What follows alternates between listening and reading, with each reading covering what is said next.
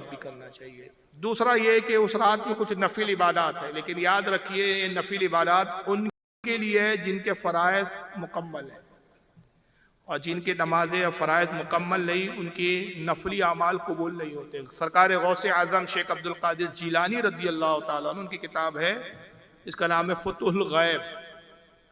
फतहुल गैब में फरमाते हैं कि जिसके ज़िम्मे फ़राइज़ बाकी हो, फ़र्ज़ नमाजें बाकी हो, फ़राइज़ पूरे नहीं करता, नफली काम करता है, उस शख्स की मिसाल ऐसी है, उस हामला, उस पेट वाली औरत की तरह है कि जो 9 महीने अपने पेट में बच्चा रखे, तकलीफ सहे, बर्दाश्त सहे, दर्द सहे, और 9 महीने बाद जब डिलीवरी हो, जब हमल वाज़े हो, ख़त्म हो, और जब बच्चा पैदा हो, तो आप फरमाते कि बच्चा मुर्दा पैदा हो।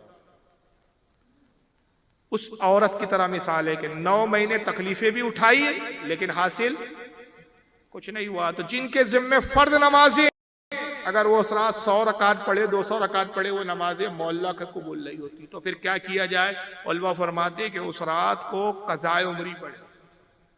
कज़ाए उम्री है कि जो नमाजें छूट गई है आपकी फ़राइज़, उसको पूरा करें।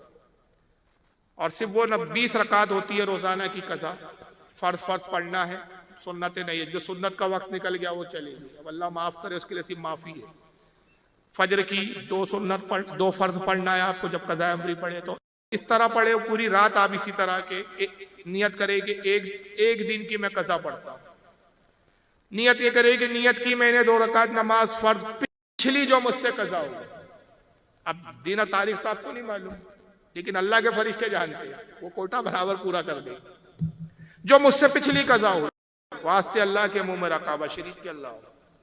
तो 2 रकात पहले फर्ज पढ़े फजर की, फिर 4 रकात आप पढ़े जोहर की, फिर असर की पढ़े 4 रकात, फिर मगरिब की पढ़े 3 रकात, ईशा की 4, और वाजिब है वित्र तो वित्र की 3 रकात आपको।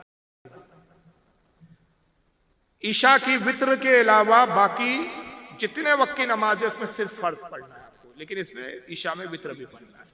और बहुत ज्यादा नमाजें जिसके जिम्मे हो, कम हो तो पूरी सूरतें पढ़े, पूरी तस्बीहात पढ़े, लेकिन अगर बहुत ज्यादा है तो उसका फिर एक आसान तरीका आला हज़रत ने बयान किया है अहकाम शरीयत में कि सुब्हान रब्बिल अज़ीम 3 बार कहने की जगह 1 बार कह ले, और सूरह फातिहा के बाद जब सूरत मिलाई जाती है तो उसमें 3 मरतबा सुब्हान अल्लाह सुब्हान अल्लाह सुब्हान अल्लाह ये कह के रुकू में चला जाए। सूरत मिलाने की जगह 3 बार सुब्हान अल्लाह कह दे, क्योंकि सुब्हान अल्लाह ये भी आया है 3 बार कहा तो कम से कम जो सूरत मिलाई जाती है सूरह फातिहा की, उसकी शर्त है कि कम से कम 3 आयतें पढ़ी जाए, तो 3 आयतों का हक अदा हो गया।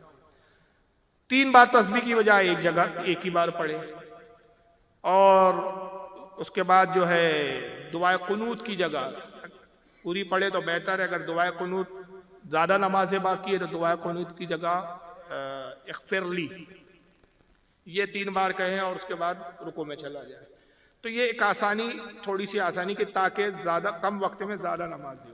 तो एक दिन की मुकम्मल करे, फिर उसके बाद दूसरे दिन की, तो पहले फजर, फिर जोहर, फिर असर, फिर ईशा, मगरिब, फिर ईशा, फिर दूसरे दिन की इसी तरह। इस तरह से जितनी अदा हो सकती है उस रात में, जितने दिन की, वो कोशिश करे।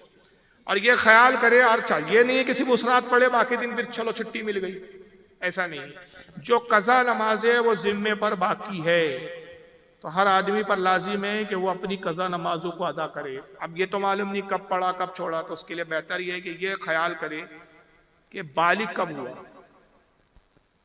बालिग होने के वास्ते नमाज पढ़ दे। अब ये भी याद नहीं कि किस उम्र में बालिग हुआ था, तो एक अंदाजन जो है वो 11 साल की उम्र से पकड़ ले कि भाई 11 साल की उम्र में बालिग हुआ। अब मान लीजिए उम्र इस वक्त 30 साल है किसी की, अगर अभी तक नमाज शुरू नहीं की तो अहद कर ले आज से 5 वक्त की नमाज पूरी पढ़ूंगा। तो कितने साल की नमाजें बाकी है? 30 साल में से आप 11 निकाल दीजिए, 19 साल की नमाज है, तो 19 साल की नमाजों का आप हिसाब निकालिए, रोजाना की 20, साल में 365 दिन, 365 के हिसाब से आप 19 साल की नमाजों का अदा करिए। कागज में नोट कर ले इस तरह, ये इसका एक तरीका है।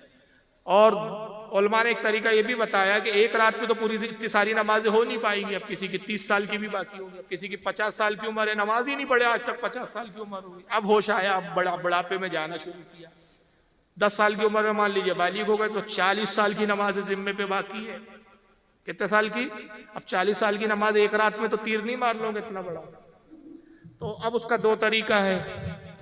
एक तरीका यह है कि रोजाना रात में मामूल बना ले कि ईशा के बाद मतलब 2 दिन 3 दिन 4 दिन जितनी पढ़ सकता है, इस तरह अदा करता जाए, लिखता जाए। और दूसरा तरीका यह है कि 5 वक्त की नमाज की तो पाबंदी जब शुरू कर दिया तो जितनी सुन्नतें गैर मौक़िदा है उसकी जगह कज़ा नमाजें पढ़ी। जैसे जोहर की नमाज पढ़ी उसने, जोहर के बाद जो है 2 रकात जो है नफिल होती है, फर्ज के बाद 2 सुन्नत और सुन्नत के बाद फिर 2 नफिल। तो नफिल तो पढ़ना ही नहीं है, सवाब ही नहीं है जब बाकी जुम्मे पे है। तो नफिल की जगह 4 रकात जो है आप अपनी कज़ा पढ़ लें। उसी तरह मगरिब असर में जो है, असर में 4 रकात जो है गैर मौक़िदा है, तो गैर मौक़िदा पढ़ने की बजाय 4 रकात कज़ा पढ़ लें। मगरिब में 2 रकात जो बाद में नफिल है उसकी जगह फिर कज़ा मगरिब की पढ़ ले। तो हर नमाज के साथ पिछले वक्त की नमाज की कज़ा पढ़ते जाए। तो ये नियत रही तो इंशाअल्लाह उम्मीद ये है कि अगर उम्र लिखी है तो अल्लाह ताला पूरी नमाजें पूरी फरमा देगा। और अगर उससे पहले के पूरी नमाजें नहीं हुई थी, यानी 40 साल की नमाज थी और पहले ही इंतकाल हो गया, 10 साल बाद ही इंतकाल हो गया, लेकिन चूंकि नियत अदा की थी तो उलमा फरमाते कि अल्लाह ने चाहा तो उम्मीद कवी है कि वो नमाजें माफ कर दी जाएंगी जो रहेगी, क्योंकि अल अमालु बिन्निया, अमल का मदार नियत पर होता है। लेकिन कज़ा पढ़ना और क्यों कि आका फरमाते कि जिसने एक नमाज भी, एक वक्त की भी नमाज कसदन छोड़ी 9 लाख साल जहन्नम में जलाया जाएगा। एक नमाज पर कितना गुना है? 9 लाख साल। 40 साल की छोड़ी, हिसाब लगा लो कितना अरसा जहन्नम में रहना पड़ेगा। इसलिए हर शख्स पर लाजिम है कि अपनी नमाजों को अदा करे। तो बहुत सारे ऐसे अमल है, कब्रिस्तान जाए, कब्रिस्तान पे जब जाएं तो अगरबत्ती वगैरह लगाने से परहेज करें कब्र पर, इसलिए कि कब्र पर आग ले जाने से मना किया गया है। फूल ले जाएं, फूल डाल सकते हैं कि फूल तस्बीह करते हैं, तर शाके डाल सकते हैं कि तस्बीह करते हैं और मुर्दे को उससे उन्स होता है, उस जिक्र से उसको फायदा मिलता है। लेकिन अगरबत्ती वगैरह ना जलाएं, इससे मना किया गया। इत्र वगैरह भी डालने से मना किया गया। बहुत से लोगों की आदत होती कब्र में इत्र डालते, सोचते इसके मुर्दे से फायदा है, इत्र से कोई फायदा नहीं। आला हज़रत फरमाते इरफान शरीयत आपका एक रिसाला है, उसमें कहते हैं कि कब्र पर इत्र डालना माल का इसराफ है, फजूल खर्ची है। इत्र कब्र पे डालने से कोई फायदा मुर्दे को नहीं। फरमाते हैं कि अगर मुर्दा जन्नती है, नेक था, जन्नती है, तो उसकी कब्र में जन्नत की खिड़की खोल दी गई, जन्नत की खुशबू आ रही है, आपका इत्र उसकी जन्नत की खुशबू के सामने कोई हैसियत नहीं रखता। और अल्लाह ना करे माज अल्लाह अगर मुर्दा अजाब में, तो आपका ये इत्र उसको कोई फायदा नहीं दे सकता।